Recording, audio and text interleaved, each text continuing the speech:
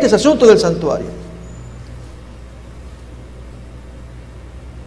Por cuanto os habéis hecho tardos para oír, porque debiendo ser ya maestros, después de tanto tiempo, tenéis necesidad de que se os vuelva a enseñar cuáles son los primeros rudimentos de las palabras de Dios, y habéis llegado a ser tales que tenéis necesidad de leche y no de alimento sólido o vianda. Y todo aquel que participa de la leche es inexperto en la palabra de justicia, porque es niño. Y hermanos, Dios quisiera que en términos espirituales fuéramos más que niños, ya fuéramos hombres. Fijémonos por qué, versículo 14. Pero el alimento sólido es para los que han alcanzado madurez, para los que por el uso tienen los sentidos ejercitados en el discernimiento del bien y del mal. Otra vez, versículo 11, que os habéis hecho tardos para oír. El tema del santuario que vamos a mirar en diapositivas, y les voy invitando, hermanos, a que, si son ustedes amables, pasen aquí más adelante, porque todo el sermón va a ser en imágenes. Los textos, las lecturas van a ser inolvidables. Versículos muy bonitos, sorprendentes algunos. La luz que Dios da es apasionante. Tomen su papel, lápiz, anoten, escriban todo lo que se va a mirar aquí en las imágenes. Para que no pase, hermanos, el accidente que pasó en Juan capítulo 12. Fue un verdadero accidente. Los judíos que estaban observando llevaban su vehículo. ¿Me dejan que lo diga así? Y en un momento se dieron un golpe. Fue un accidente. Y no entendían por qué. Y el que estaba allí enfrente, bien robusto, bien firme, les dijo, pero es así esto. No es así, es así. Ustedes cometen el accidente. ¿Dónde aparece esto, hermano? Ignorancia, desconocimiento. Juan capítulo 12.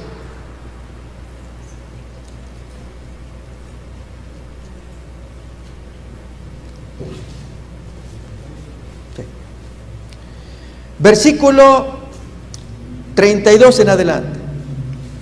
Y yo, si fuera levantado de la tierra, a todos atraeré a mí mismo. Y decía esto dando a entender de qué muerte iba a morir. Y a esto me refiero con el choque, el accidente. La gente no entiende el planteo de Jesús. Nosotros hemos oído de la ley, de cómo nos enseñaron los rabinos, que el Cristo permanece para siempre. ¿Cómo pues dices tú que es necesario que el Hijo del Hombre sea levantado para morir en la cruz? ¿Quién es este Hijo del Hombre? Entonces Jesús les dice, hermanos, en lugar de explicarles, miren, no, Él les ruega, aún por un poco está la luz entre vosotros, andad entre tanto que tenéis luz, para que no os sorprendan las tinieblas, porque el que anda en tinieblas no sabe a dónde va. Quienes fueron mal adoctrinados, hermanos, por los rabinos, en cuanto al tema del Cristo, hoy vamos a hablar acerca del santuario. Quienes fueron mal adoctrinados y no aceptaron la corrección de Jesús y tuvieron ese accidente, todos ellos perecieron 39 años más tarde. ¿Cómo es eso?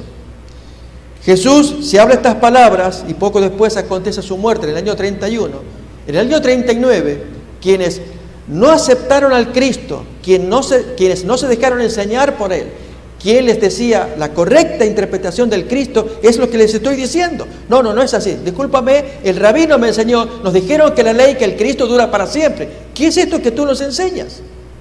Y Jesús le dice, entre tanto que estoy, escúchenme, crean a la luz.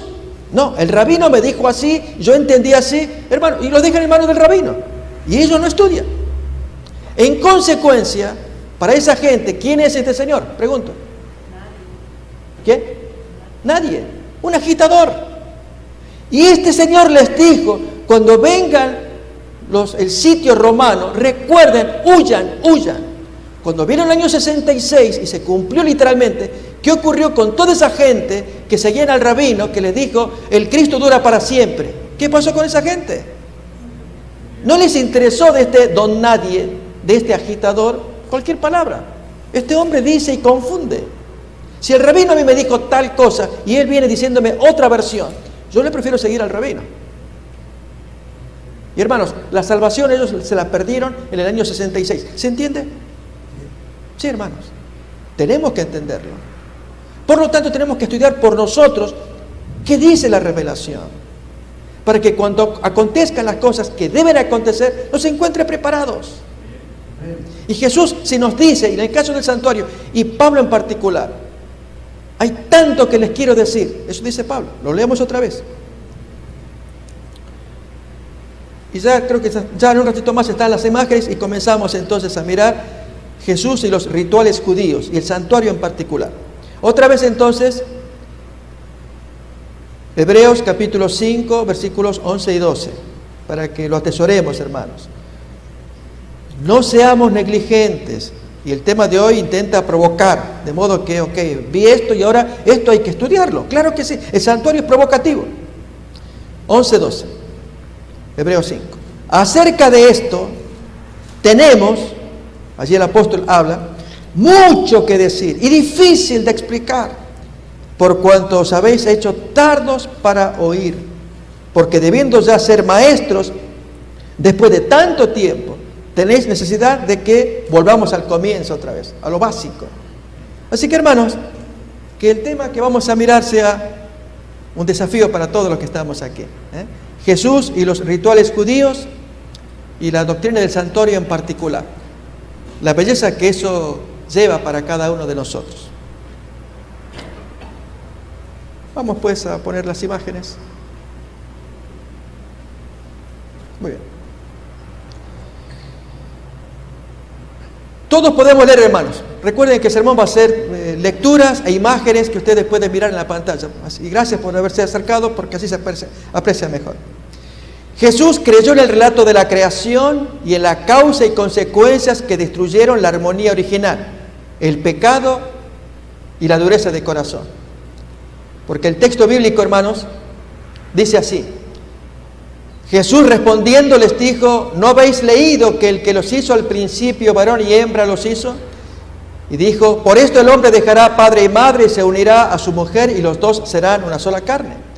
Así que no son ya más dos, sino una sola carne. Por lo tanto, lo que Dios juntó, no lo separe el hombre. Los judíos responden, ¿por qué pues mandó Moisés dar carta de divorcio y repudiar a la esposa? Jesús responde, por la dureza de vuestro corazón, Moisés os permitió repudiar a vuestras mujeres, mas al principio no fue así. Y esto es lo que queremos estudiar, hermano. Cómo Jesús nos enseña la lección del principio, o desde el principio, lo que es el santuario. O en otras palabras, Jesús cree en el Génesis, capítulo 1, 2, y particularmente el 3, que vamos a mirar. Ese es el principio, el origen, cómo era.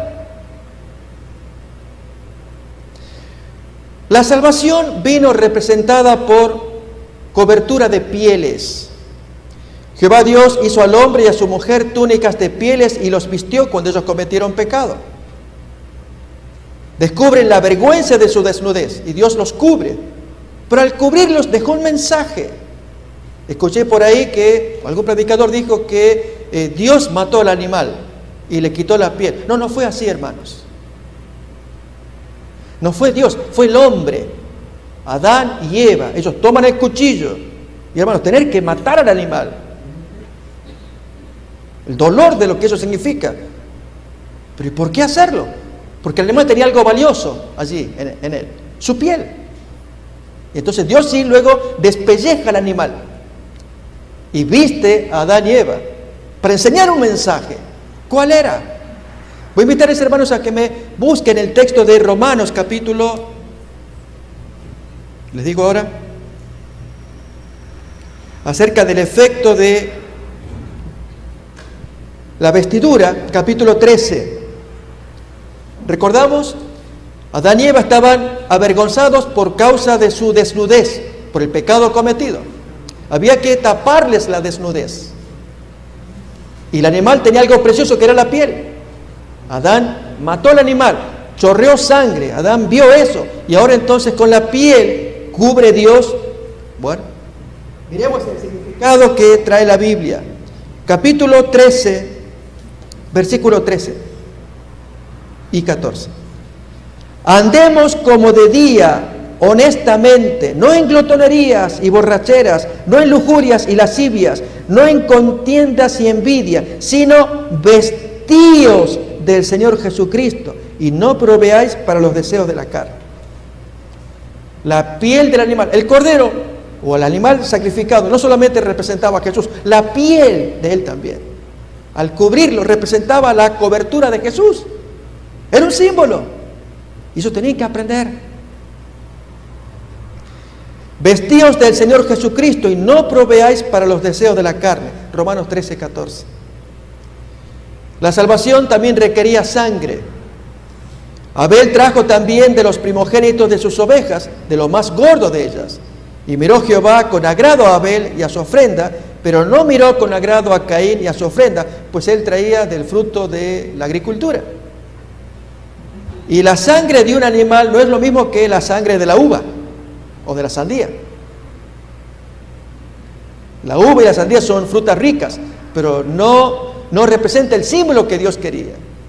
Y era que el animal iba a representar la gran salvación que iba a venir. Pero Caín, que ofreció sandía y uvas, no entendió, no quiso y siguió rebelde en su conducta. La salvación manifestada a los patriarcas en la antigüedad. Esto dijo Jesús: Abraham vuestro padre se gozó de que había de ver mi día y lo vio y se gozó. ¿Cuándo fue que Abraham vio y se gozó? Pues en este momento, hermanos, que estaba a punto de sacrificar a su hijo. Y en eso, hermanos, que está por empuñar su arma, su cuchillo contra el cuerpo de Isaac, oye la voz que le dice: no lo hagas, no lo hagas. Y hermanos, allí le da la orden, gira la cabeza y ve a un carnero trabado en el zarzal. Y allí, hermanos, Abraham empezó a entender el plan de salvación, que era Dios el que le proveía lo que Dios estaba pidiendo. Pedía el sacrificio, pero tú no me lo vas a proveer, yo te lo voy a proveer. Y ese carnero representaba a Jesús. Y Abraham entendió, eso fue lo que Jesús dijo acá: Abraham vuestro padre se gozó de que había de ver mi día y lo vio y se gozó. Por cuanto no me has rehusado tu hijo, tu único hijo, de cierto te bendeciré, en tu simiente serán benditas todas las naciones de la tierra. Esa fue la promesa solemne que Dios le hizo a Abraham. A Abraham fueron hechas las promesas y a su simiente. No dice y a las simientes o descendencias en plural, como si hablase de muchos, sino como de uno. Y a tu simiente, la cual es Cristo. Gálatas capítulo 3, dice el apóstol Pablo. Juan Bautista revela la llave de los ritos y símbolos que iba a ser el libro de texto para que los judíos aprendieran. Y hermanos, que si los rabinos luego no lo vieron y enseñaron mal y confundieron a la gente, de modo que cuando llegó la luz les dijo Juan 12 que acabamos de leer, y que esta gente no le creyó. Y como se preguntó qué representaba Jesús para esa gente, y la respuesta ¿cuál fue? Un don nadie, un agitador. Cuando pasó eso, hermanos, esta luz que advirtió a quienes querían creer, cuando venga el sitio romano, huyan. Los que creían y oyeron y aceptaron, se salvaron. Los otros no. Qué importante es tener luz. Aquí vemos, hermanos, a Juan cuando ve bajar a Jesús allí para participar del bautismo, y entonces él pronuncia aquellas palabras. El siguiente día vio Juan el Bautista a Jesús que venía a él y dijo: he aquí el Cordero de Dios que quita el pecado del mundo. Juan capítulo 1. La salvación enseñada también a quienes eran humildes. Y aquí en un diálogo que tiene con un sabio, Nicodemo, miembro del Sanedrín. Como Moisés levantó la serpiente en el desierto, así es necesario que el Hijo del Hombre sea levantado para que todo aquel que en él cree no se pierda, mas tenga vida eterna. Y este hombre meditó en el profundo significado. Inmediatamente, como vemos la imagen, su mente se fue al Antiguo Testamento y esa escena tremenda de la picadura de todas las víboras violentas que mataban a quienes habían murmurado. Y luego la salvación era levantar una serpiente hecha a mano, de bronce, que quien la miraba se curaba. Así también, quien mira a Jesús se cura. La salvación prefigurada finalmente en los ritos judíos. Y harán un santuario para mí y habitaré en medio de ellos. Hermanos, esto, lógicamente, los rabinos y los maestros de aquel tiempo lo conocían y en detalle, pero el significado espiritual se les fue pasando. La morada de Dios, por empezar, requiere sacrificios. Y hermanos, este punto aquí es, a ver si alguien lo descubre, levanta la mano. Si un rabino entendía al dedillo todo lo que requería el santuario, medidas, servicios, todas las actividades, y el ítem que estamos leyendo arriba, que la morada de Dios requiere sacrificios. ¿Por qué Jesús no entró en el sistema? ¿O por qué el rabino no lo hizo entrar? Leemos el texto primero. Esto será el holocausto continuo por vuestras generaciones, a la puerta del tabernáculo de reunión, delante de Jehová, en el cual me reuniré con vosotros para hablaros allí. Allí me reuniré con los hijos de Israel y el lugar será santificado con mi gloria. Y santificaré el tabernáculo de reunión y el altar, y santificaré asimismo a Aarón y a sus hijos para que sean mis sacerdotes, y habitaré entre los hijos de Israel y seré su Dios.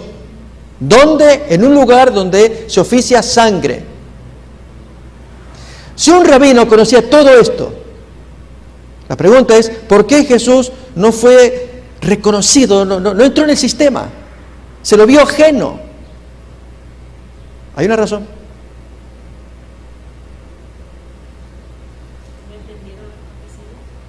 Hermanos, la hermana dice, no entendieron la profecía. La entendían. Acá dice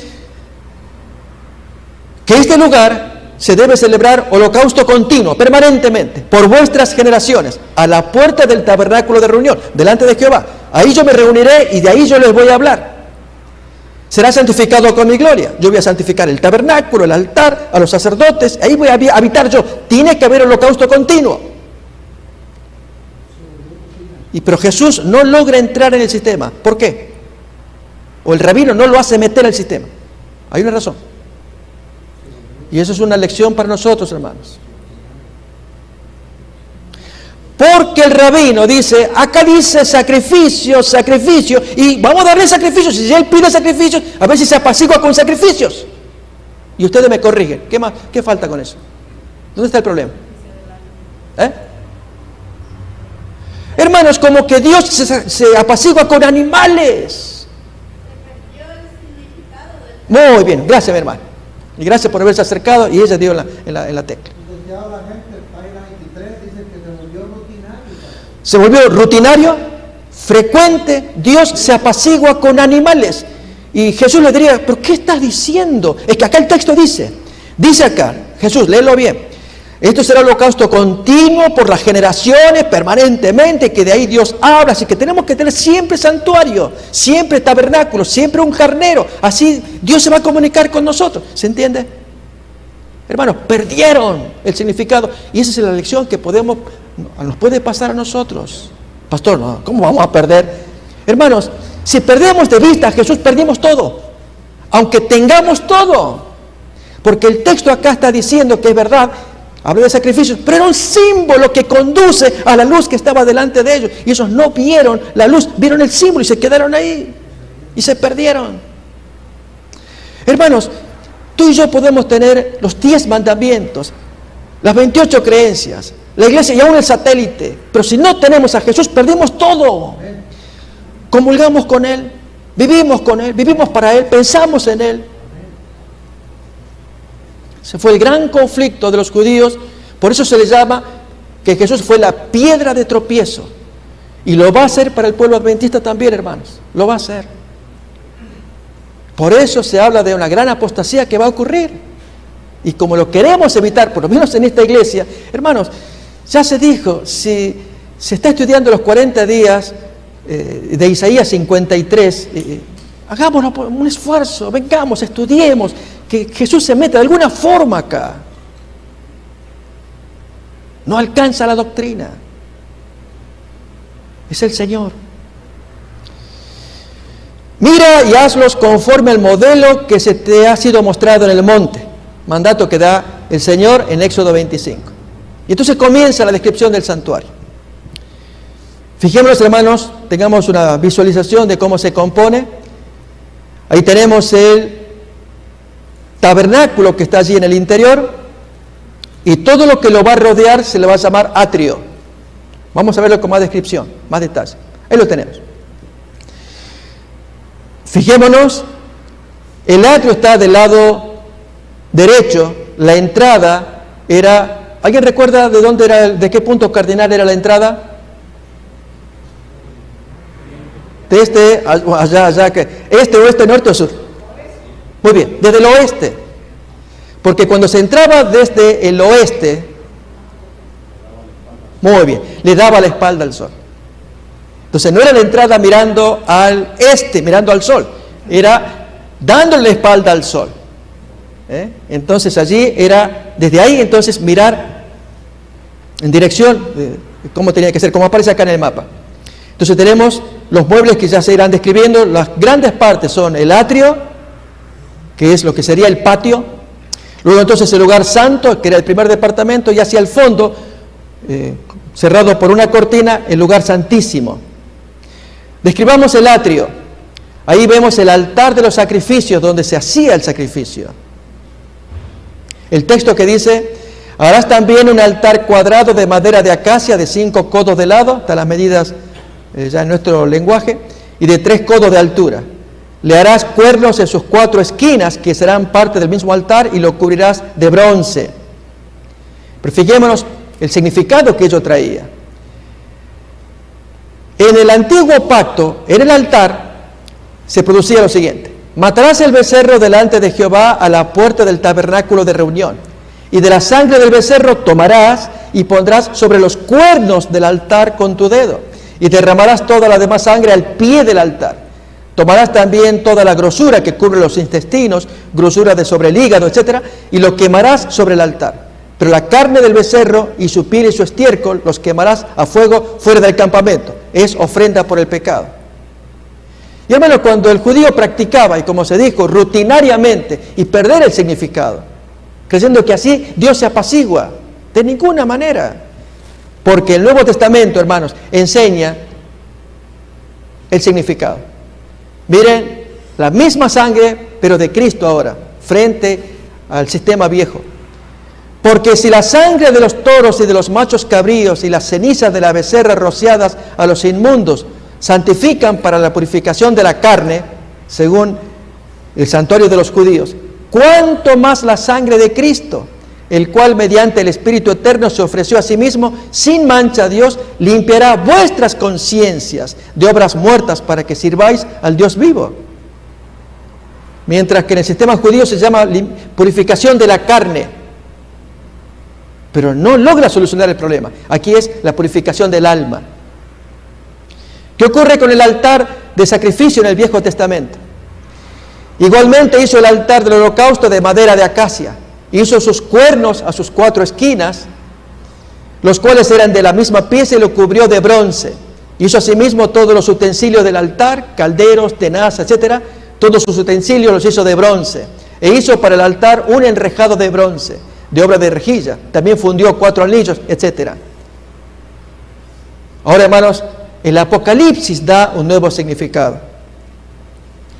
Cuando abrió el 5º sello, vi bajo el altar las almas de los que habían sido muertos, sacrificados por causa de la palabra de Dios y por el testimonio que tenían.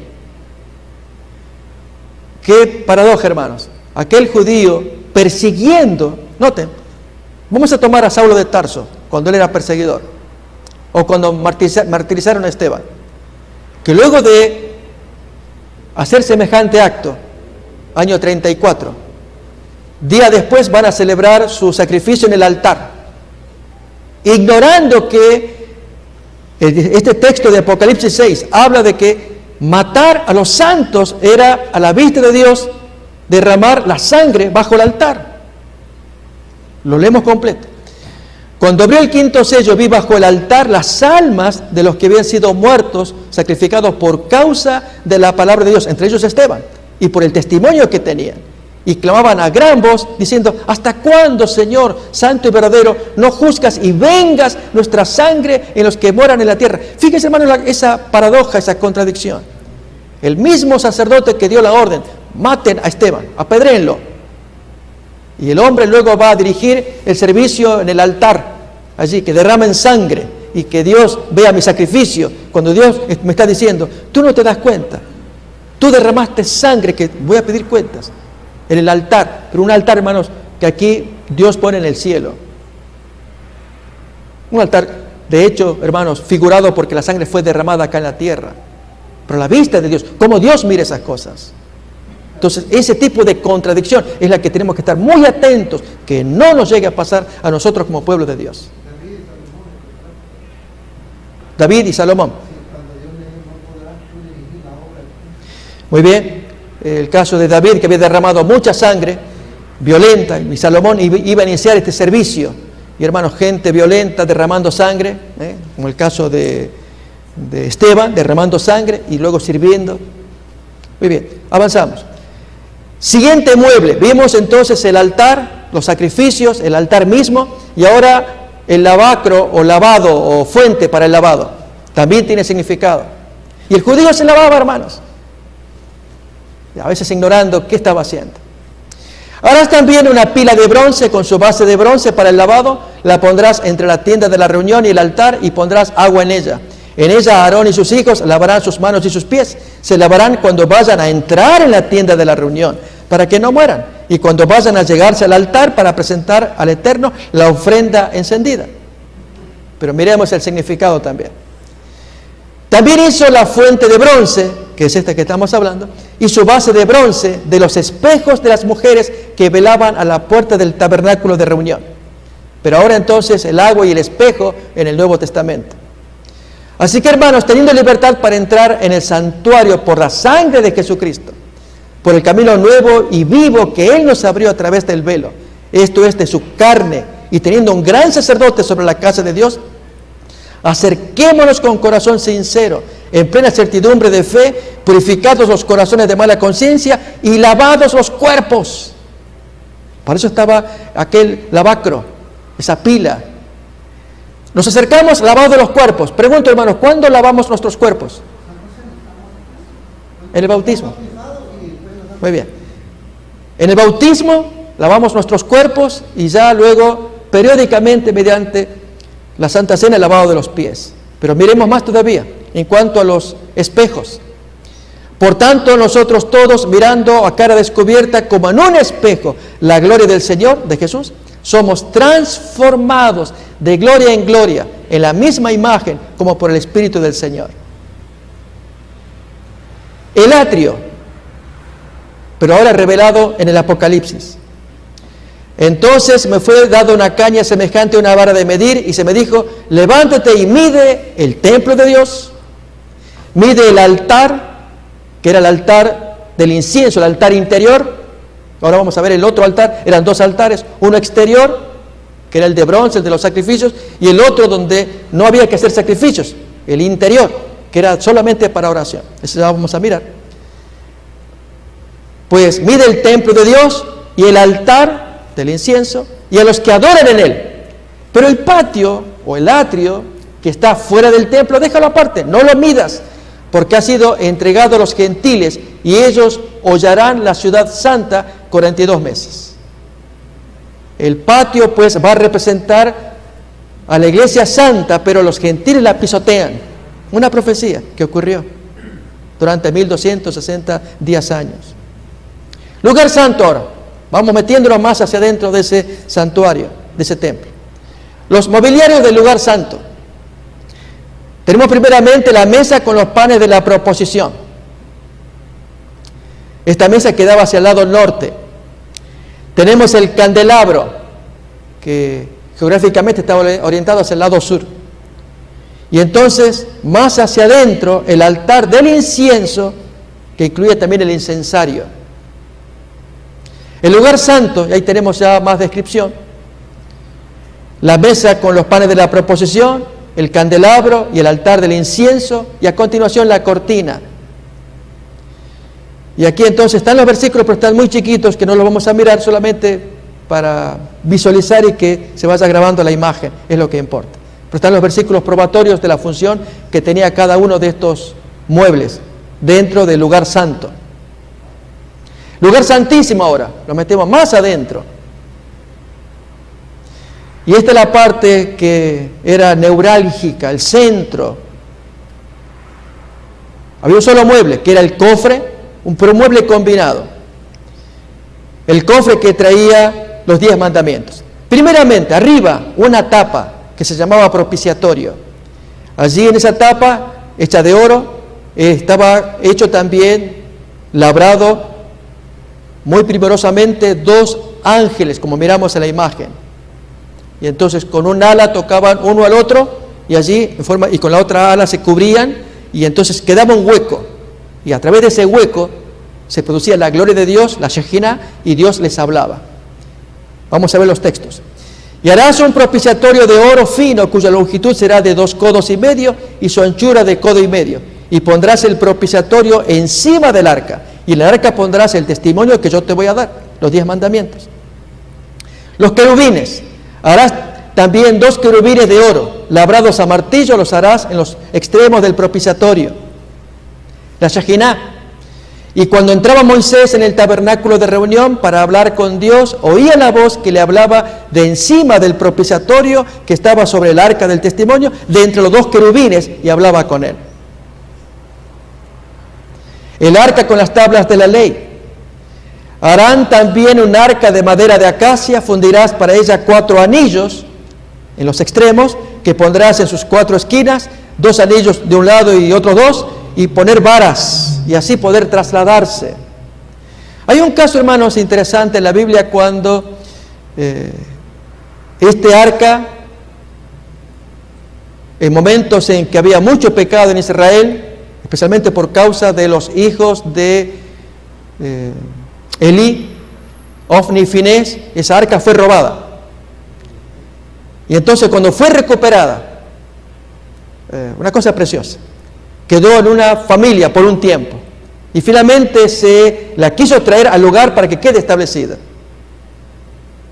¿Y alguien recuerda cómo la cargaron? La pusieron con las varas encima de un carro tirado por animales. Y entonces iba allí, pero en un momento los animales se mueven y hay baches en el camino. ¿Y qué hizo el sacerdote Usías? ¿Alguien recuerda? Cuidado que se cae, cuidado. Y en eso vino la muerte de parte de Dios. Tocó su corazón y lo fulminó. No toques el arca. Ya dije cómo. ¿Cómo era, hermano? Ahí miramos entonces las varas. Es la única forma de tocar el arca, con las varas. ¿Para qué? Para que quede la lección. Nadie toca el arca. Nadie le meta la mano. Nadie.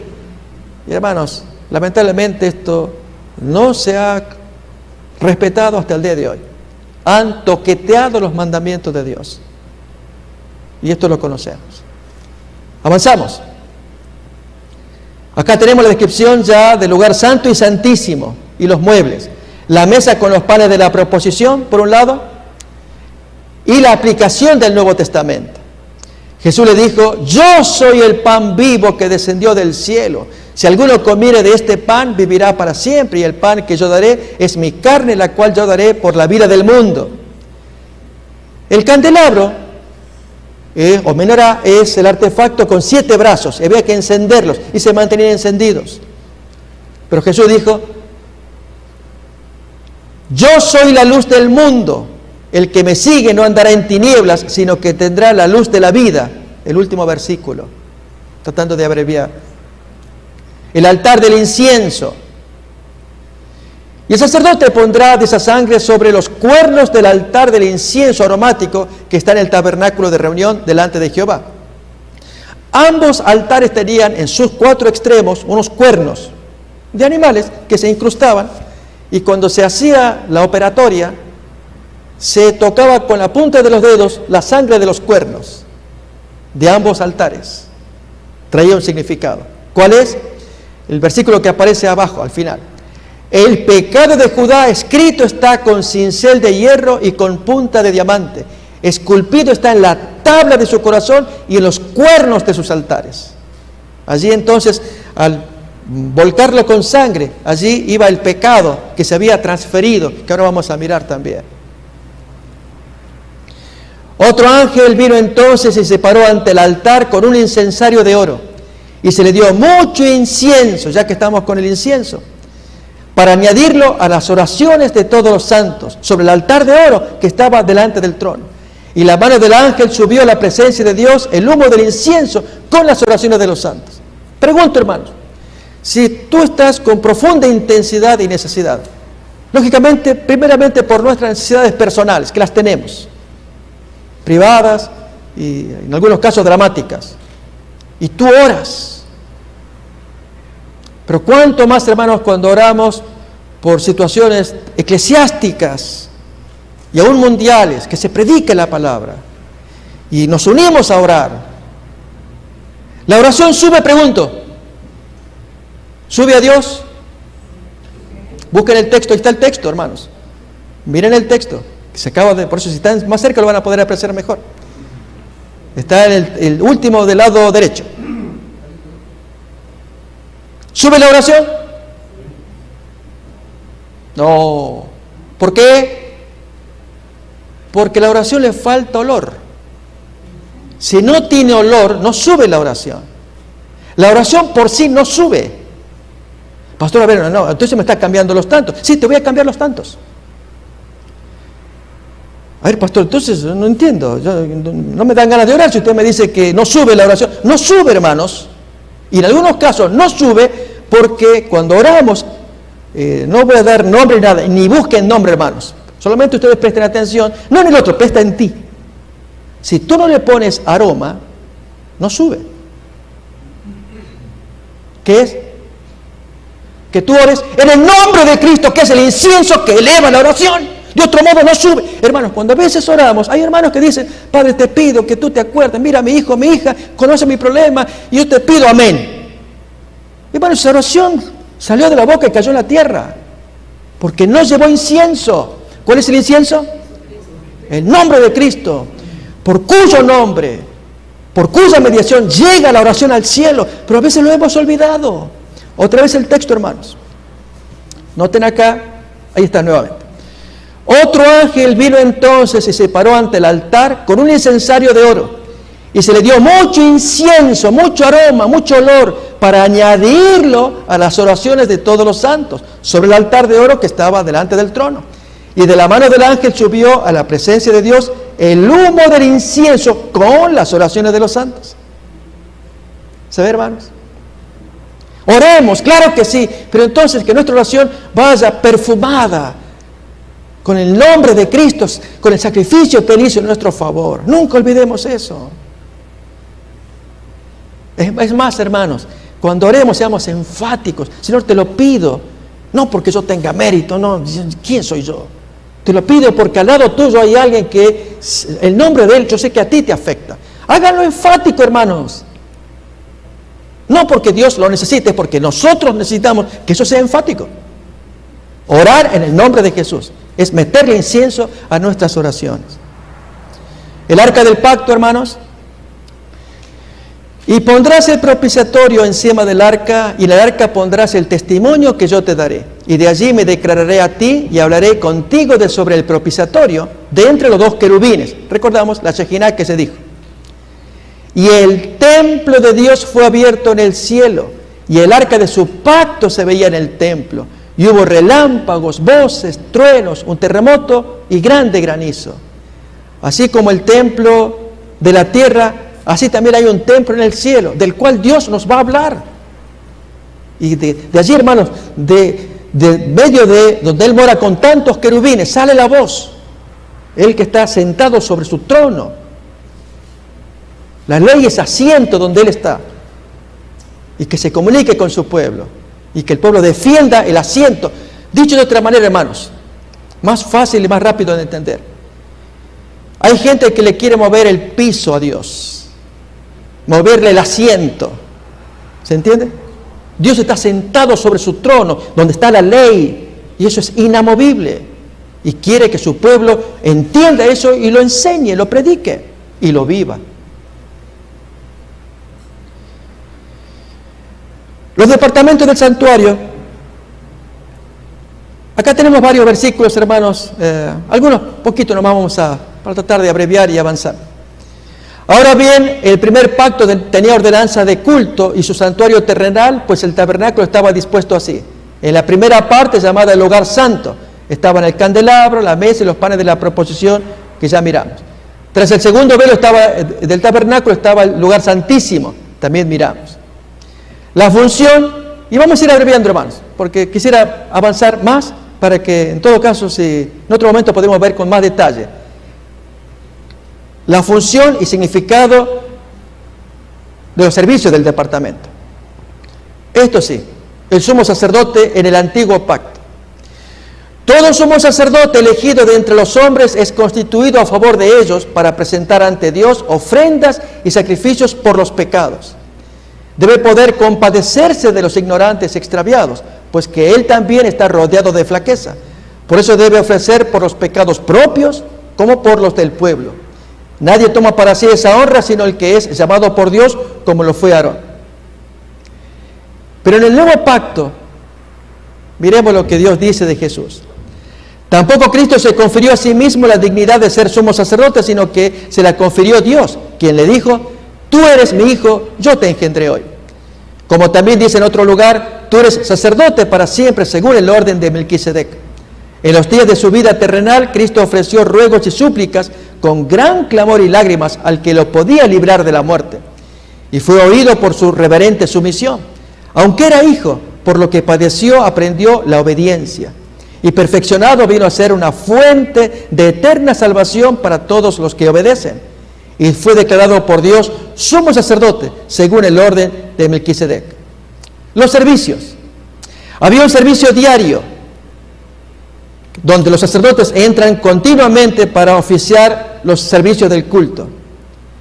Allí se dice: ofrecerás 2 corderos de un año cada día, ofrecerás un cordero a la mañana y otro al atardecer. ¿Para qué?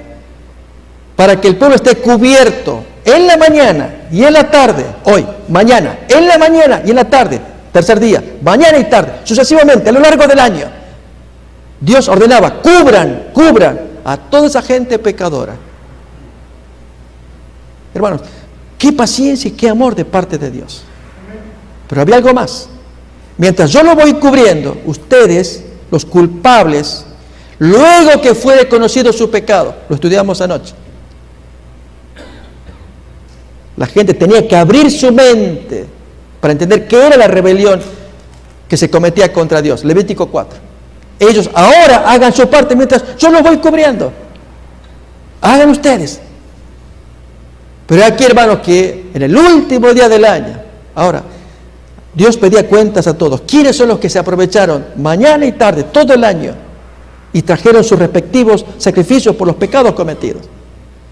Dios los exoneraba, pero aquellos que eran negligentes eran destruidos. Vamos a ver acá, hermanos. Estos son los sacrificios que se ofrecían. Por mano del sacerdote, sacrificio de la mañana y de la tarde. Por causa del pecador, eran los sacrificios individuales. 4 tipos de pecadores y respectivos sacrificios también. Estaba el sacerdote, por el cual se ofrecía becerro. Estaba la congregación, también se ofrecía becerro. Pero si era gobernante, se ofrecía un chivo. Si era un individuo, una cabra. Si alguien pregunta: pastor, ¿cuál es la diferencia entre uno y otro? Yo le hago la pregunta a usted como me la hago a mí. Investiguemos.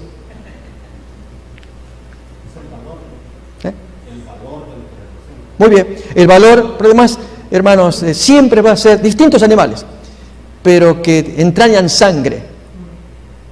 Eso es lo que más importa. Por lo tanto, tanto el chivo y otros animales más van a representar a Jesús. además de la oveja o el cordero. Miremos al pecador ahora, que en forma voluntaria traía su ofrenda. Si alguna persona del pueblo pecare por yerro, haciendo algo contra alguno de los mandamientos de Jehová en cosas que no se han de hacer, y delinquiere, luego que conociere su pecado que cometió, traerá por su ofrenda una cabra sin defecto por su pecado que cometió. Y hermanos, ese es el punto tan serio y grave de los líderes judíos de aquel tiempo, que entendieron que con la cabra se arreglaba el tema. No era así. El pecador mismo debía sacrificar el animal, por lo cual decimos que Adán mismo fue el que sacrificó y Dios quitó el pellejo al animal. Si el sacerdote ungido pecare según el pecado del pueblo, ofrecerá a Jehová por su pecado que habrá cometido un becerro sin defecto para expiación. Traerá el becerro a la puerta del tabernáculo de reunión delante de Jehová y pondrá su mano sobre la cabeza del becerro y lo degollará delante de Jehová. El sacerdote ungido tomará de la sangre del becerro y la traerá al tabernáculo de reunión y mojará el sacerdote su dedo en la sangre y notemos, rociará de aquella sangre 7 veces delante de Jehová hacia el velo del santuario. Ya entraba al lugar santo y allí entonces como que el arca de los mandamientos, el lugar santísimo, reclamaba la sangre. La ley pide que el culpable lo pague. Ya Dios lo había dicho en la creación, Adán y Eva, el día que peques morirás. Y allí estaba la ley diciendo, estos pecaron, quiero entonces que lo paguen. Y hermanos, esa mente maravillosa que es de nuestro Dios, que en lugar de que lo pague yo, lo paga otro. Ese es el gran regalo, que Dios quiere que estemos siempre agradecidos. Y el sacerdote pondrá de esa sangre sobre los cuernos del altar, del incienso aromático, del altar interior, que está en el tabernáculo de reunión delante de Jehová. Y echará el resto de la sangre del becerro al pie del altar del holocausto, que está a la puerta del tabernáculo de reunión. Función de la sangre. Porque la vida de la criatura en la sangre está, y yo os la he dado para expiar vuestras personas sobre el altar, por la cual la misma sangre expiará a la persona. Pero el pacto de la nueva alianza, según Hebreos 10:11, revela: ciertamente todo sacerdote está día tras día ministrando y ofreciendo muchas veces los mismos sacrificios que nunca pueden quitar los pecados. Pero Cristo, habiendo ofrecido una vez para siempre un solo sacrificio por los pecados, se ha sentado a la diestra de Dios, de ahí en adelante esperando que hasta que sus enemigos sean puestos por estrado de sus pies. Porque con una sola ofrenda hizo perfectos para siempre a los santificados. Jesús llega a ser el antitipo o contraparte del ritual del santuario. Y ahora miremos, hermanos. El sacrificio era hecho por el pecador. La sangre que se derramaba era untada por el sacerdote en los cuernos de los altares. Con ello purificaba al pecador. ¿Y qué ocurría? Se contaminaba el santuario. Otra vez, hermanos, esta es una parte muy importante para que se entienda luego el proceso inverso del día de expiación. Nuevamente, el sacrificio era hecho por el pecador. La sangre que era derramada era untada por el sacerdote en los cuernos de los altares y aún se echaba hacia el velo en forma simbólica, se tiraba así, como en dirección al arca de los 10 mandamientos. Con ello se purificaba al pecador, pero se contaminaba el santuario. Un camino para la purificación que incluye contaminación. En el caso del pecador, transfería su culpa al animal. El animal debía morir. Su sangre era administrada por el sacerdote. El sacerdote la transfería al santuario. En consecuencia, el pecador era purificado, el santuario contaminado. O sea, el pecado que el hombre cometía se transfería al animalito, su sangre ahora era transferida y quedaba allí en los cuernos del altar contra el velo, y entonces yo quedaba liberado. Pero mi pecado, ¿dónde está? Ahí quedaba en el santuario.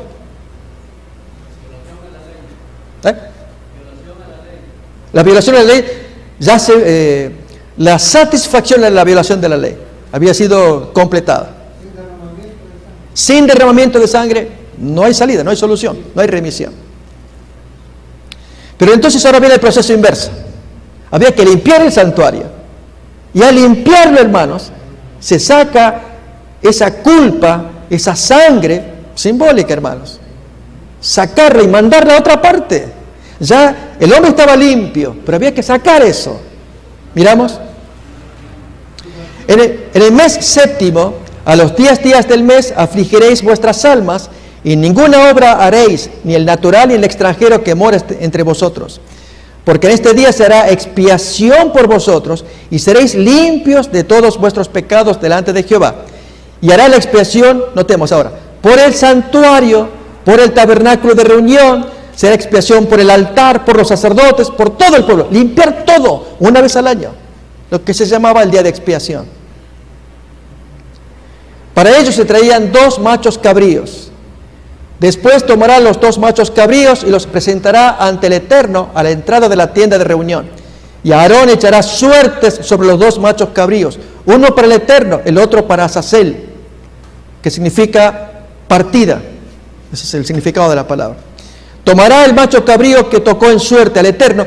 Hermanos, era echar suertes. No es que había ni más malo ni más bueno. Era elegir cuál de los dos. Y especialmente enseñarle a la gente, aquí está el bien y el mal. Aquí está Cristo y Satanás. Tomará el macho cabrío que tocó en suerte al Eterno y lo ofrecerá en expiación. Ahí se había que sacrificar, al otro no.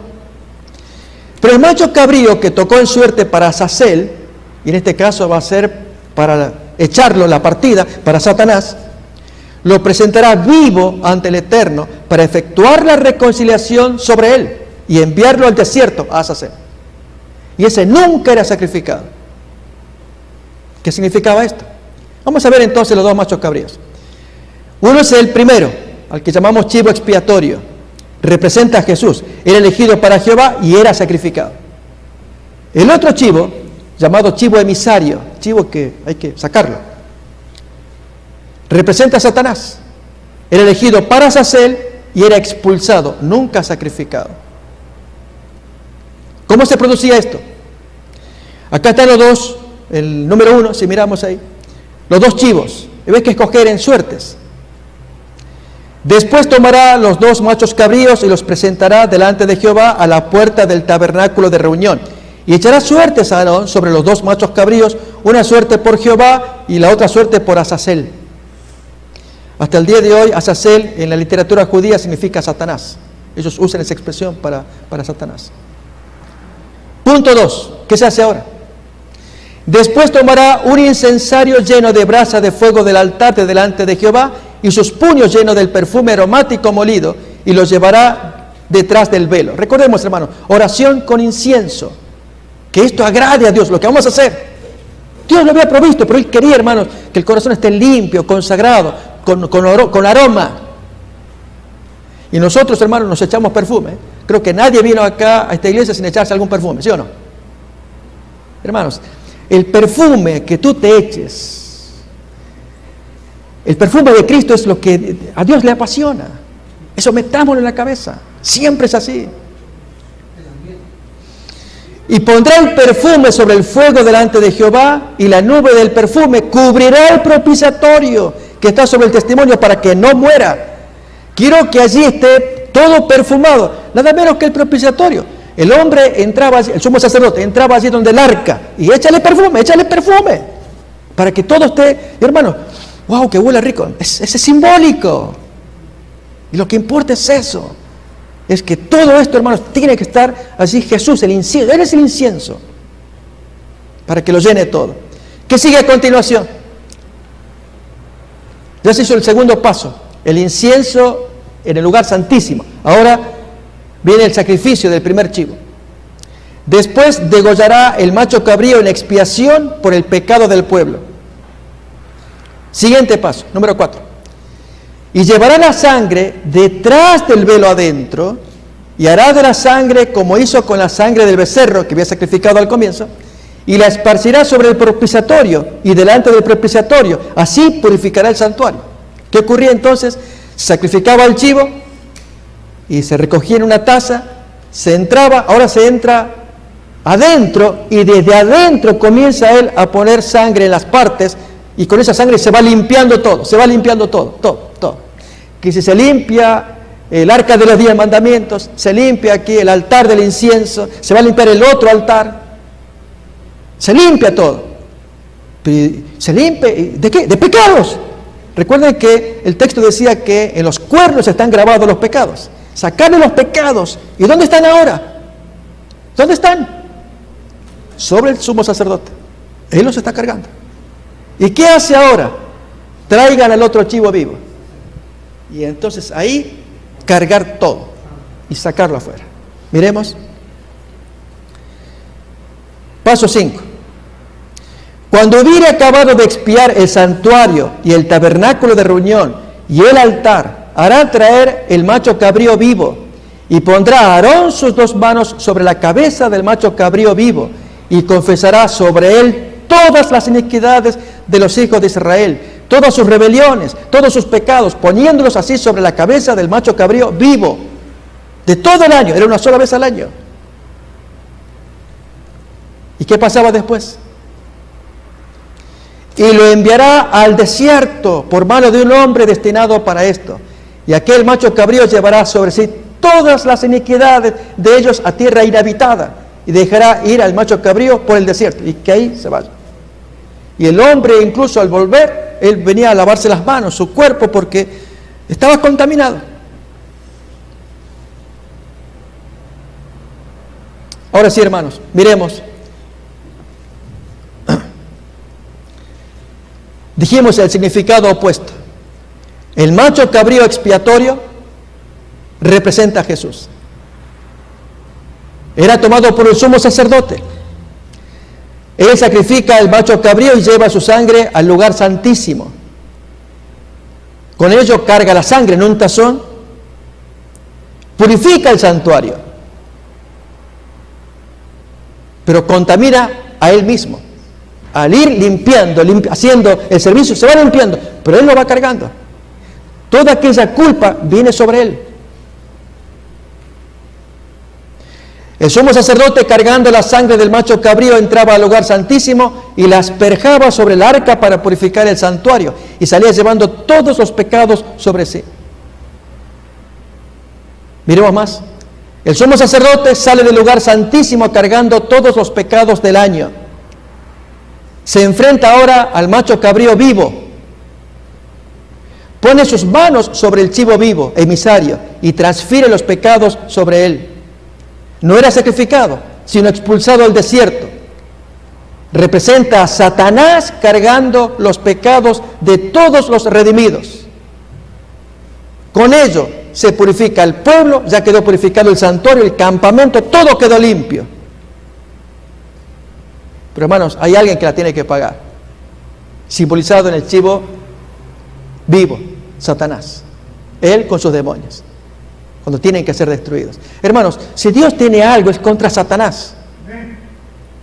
No es contra nosotros, ni siquiera contra los hombres.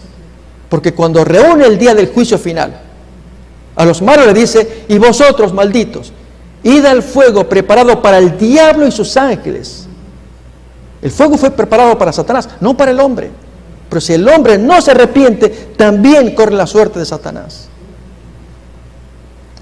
Con su muerte Jesús cumple el propósito de los ritos y símbolos judíos, expiación del pecador. Pero con su resurrección completa ese propósito, la erradicación del mal, purificación del santuario, sumo sacerdote, transfiriendo la culpa, expulsión del chivo de Azazel. Y aquí, hermanos, quisiera dejar, porque hay una segunda parte que la miraremos en otra ocasión, si nos complace seguir aprendiendo más sobre este tema fascinante, de la forma didáctica como Dios les enseñó, para que pudieran ver la belleza de lo que significa Cristo, que es el centro de todo el plan de salvación. Hermanos, ¿hay gratitud a nuestro Jesús? ¿Hay? entendemos un poquito mejor quizás. Y si hay gratitud, hermanos, ¿qué les parece si oramos? Así como estamos, voy a pedirles que se arrodillen todos, nos arrodillamos. Y darle gracias a Dios. Porque ideó semejante plan, clarísimo en los servicios del Antiguo Testamento.